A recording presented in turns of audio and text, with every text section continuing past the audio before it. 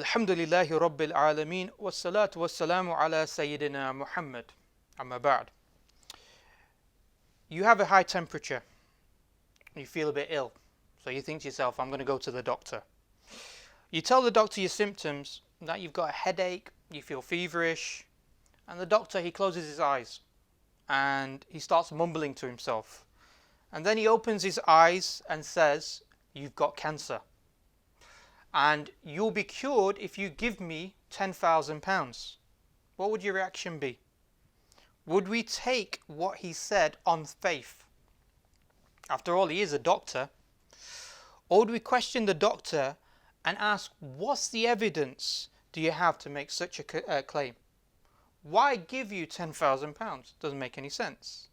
Now, if the doctor stated that he feels it in his heart that you have cancer, it's an emotion that he's feeling, would you simply accept this so-called evidence based upon emotion? I think pretty much every single person will probably say, no, they wouldn't accept that. We'd simply not base decisions like on matters of health on simply emotional grounds. Similarly, imagine again, you have a kid and he goes to, he's doing his high school exams or college exams, and he comes to a maths question on integration or calculus, and it's a very difficult question, and so he simply closes his eyes and he starts thinking, or he thinks of the first answer that pops into his head and he puts that down. Is that acceptable? Of course not. The reason why I give this, and it sounds very silly answer or question or scenarios, but the reason why I give this is because many times when we ask people why do they believe in what they believe, they will either answer, well, everybody else believes it, i.e. what's occurring in society, or, which is blindly following, or what they will say is, well, I feel some emotional connection to this particular religious belief, or whatever other type of belief that the person may have.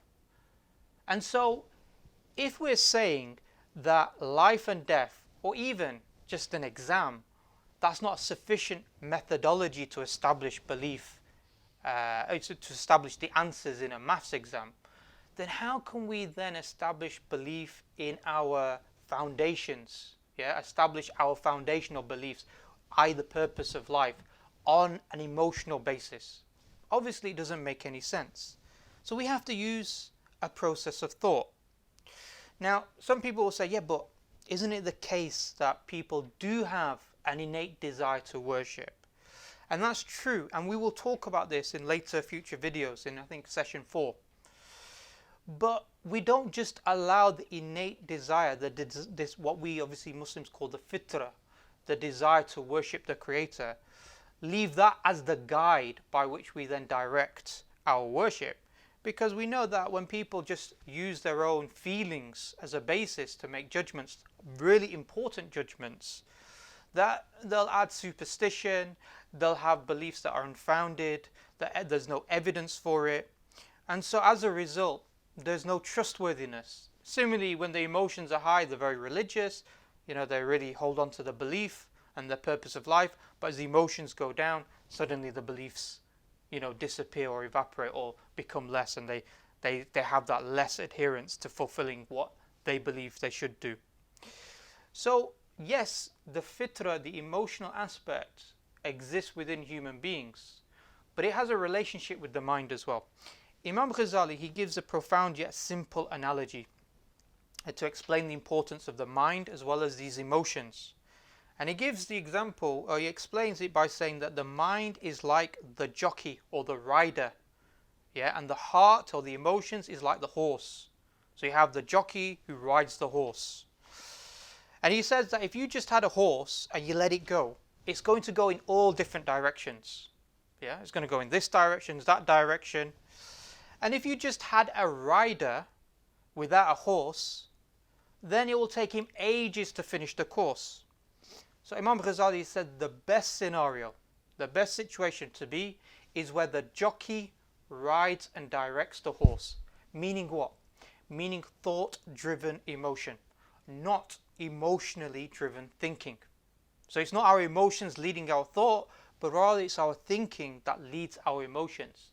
So when we look at this question about purpose of life, really we're asking the question, what does our thinking, what is the evidence based upon a thinking process leads us to with regards to this? And so this leads us to the topic, this big word called epistemology. Now, epistemology is used in philosophy, and all it simply means is theory of knowledge. That is to say, what is the method we use to determine the ideas we hold in the world? What do we use? What's the method that we use? Once we're clear about the method of how do we know the ideas that we hold, we can then distinguish between what is a rational thought, what is a thought that's built upon rational evidences, from an irrational one. So we need to understand what methodology of thinking we're going to use. Now, historically, there were two groups in philosophy. These are two broad groups. The first one that were known as the empiricists, and the second one were known as the rationalists. Now, empiricists, they believed that all true thoughts are derived only from experience. That is to say, that the minds are an empty vessel, or in Latin they said, tabula rasa, meaning a blank slate. And the proponents of a blank slate, tabula rasa, argued against the rationalists. The rationalists, they differed. They said we're not a blank slate. When we are born, we're not just born without any preconceptions, any pre-ideas or any previous information, but rather we are born with certain levels of innate knowledge and innate ideas. This is what the rationalists said. And so the empiricists said, no, that's not correct. And from the rationalists, I should say, they were divided into two further groups. Those who believed that the mind could answer any questions, including those questions related to the nature of what they term metaphysics. So physics is about the study or the knowledge of the world that we can sense, the world that we can observe. Metaphysics is knowledge of the world outside of the physical world. So they said, these rationalists, this particular group within the rationalists, that so long as we really think about something deeply, we develop a correct logical argument, what they called a syllogism, then we can determine all truths, whether that is the nature of heaven, the nature of resurrection, whether that is even how to comprehend the existence of God and the nature of God himself. So this was one group from the rationalists and the philosophers. Second group of rationalists believed that although we have previous information or preconcepts before experience, so before we experience something, we actually already have some innate levels of ideas or previous information, they said that the mind is still limited and thus can only conclude on a limited number of things, primarily the implications of the observed universe. And we will explain that a little later on. As for the empiricists, those who believed we only know through direct experience, as a blank slate, then this philosophy morphed into what we now know as the scientific method, and what some atheists hold, that we only know truths through this scientific method. So empiricism, knowledge through experience, we have no innate ideas, we can only know when we've experienced it. This then became, some of these philosophers then started to utilize these ideas to develop the scientific method.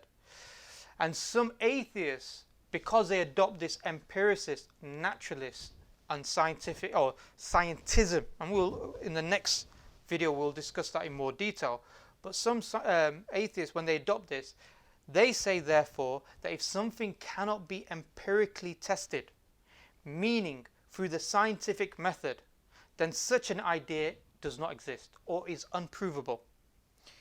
Inevitably, this meant many empiricists believed that God's existence is unprovable. You can't prove it, as the very nature of the discussion would be to conclude on an existence of a being, i.e. of a creator, that was unsensible, unobservable, untestable. If you come to the conclusion that a God exists, that conclusion is upon a being that exists outside of the testable known universe. And therefore the proposition of God is outside of the physical world, therefore God's existence can either never be proven at all Or would they, some atheists try to argue that the existence of God is like claiming the existence of pink bunny rabbits in space? If you don't accept that, then why would you accept this? So this idea of epistemology, understanding the method of knowing the ideas and differentiating between rational and irrational ideas, is incredibly important. If this isn't clear, we don't are clear about our method of developing ideas, then our understanding of how to answer the question, does a creator exist, i.e. where we came from, will also not be clear. So we need to understand how to approach this question.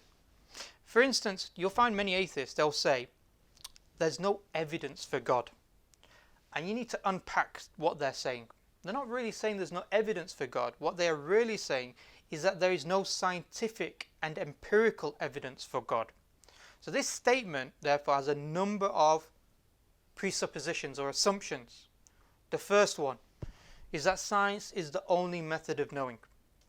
If a matter cannot be directly observed, that means the matter at hand does not exist or is unprovable.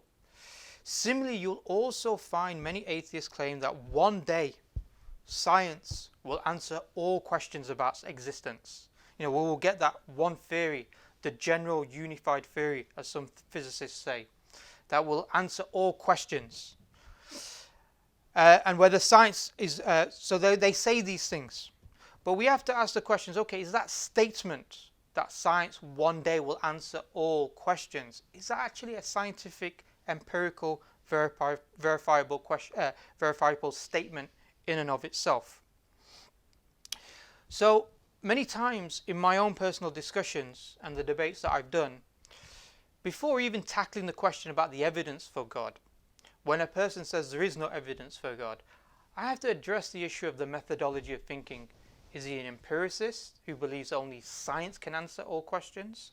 Or do we expand his mind to understand, one, what is science, its role, its limitations, the axioms that it's built upon, meaning the assumptions that it has to accept, and then secondly, demonstrate that there is other methodologies of thinking, the other methods by which we can know truths, which are not termed scientific or empirical. So in the next video, we'll dive a little deeper into the scientific method and really analyze what it is and what are the assumptions and insights, and does it lead to definite conclusive ideas and principles.